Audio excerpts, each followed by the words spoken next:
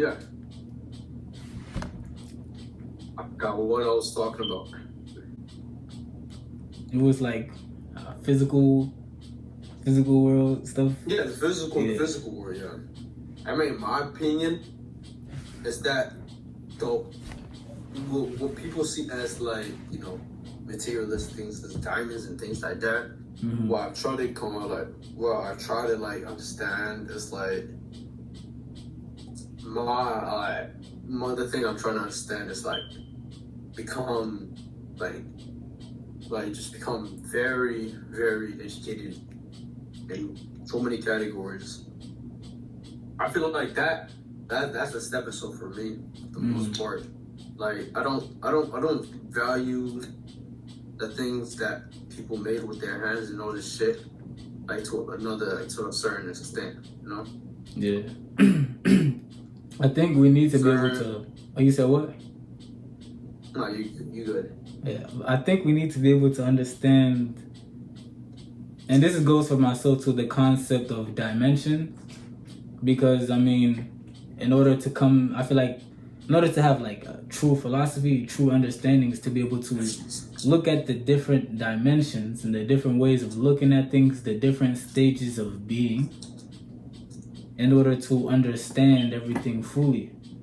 Like how people say like, oh, you niggas live on the third dimension type of, the ideologies. But when you look at things in general, you look at history, you look at what's going on today, you look at what people accuse the government of doing, it's all from a big key into understanding what is going on. You got to be able to understand the concept of dimensions, because in these subtle ways is the way like you'll be able to kind of understand what's going on.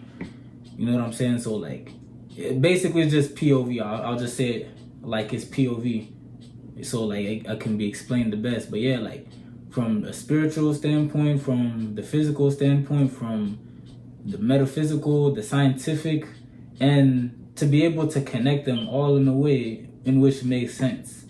This is why whenever I listen to, like, I always stress like ancient Egyptian knowledge. That it's not because like I'm obsessed with it, but it's because whenever I take a listen to it, not only does it kind of confirm the scientific standpoint, the metaphysical standpoint, the spiritual standpoint, whatever you want to call it, not only does it confirm these standpoints, but it also connects them in a way which is just makes sense a lot, It connects them in a way for you to develop a at least a good understanding, to develop a true understanding of what it is that is being talked about.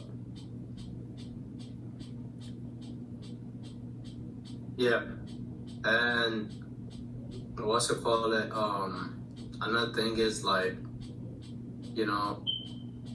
when there's a certain thing where when you're arguing with somebody and shit like that, and where like if you feel like that your words aren't being sent through, like you're just being talked over and shit like that. I feel like there's no point in like having emotions in an argument. Yeah.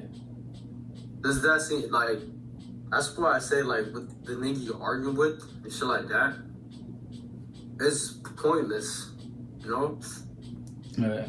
I mean, cause the main way. Hold on, can y'all hear me? Y'all still hear me? Wait, did I disconnect? Y'all hear me? The fuck? You hear me? Yeah. Alright.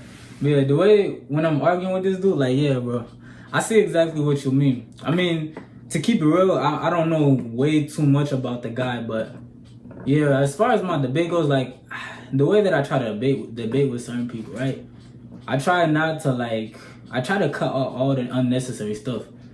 So in the case of this guy, really, I'm just arguing him from like the scientific, archaeological, very physical realm standpoint. I'm not really arguing him from like a spiritual standpoint. Number one, because when you argue with people from a spiritual or like a philosopher, whatever you call it, right?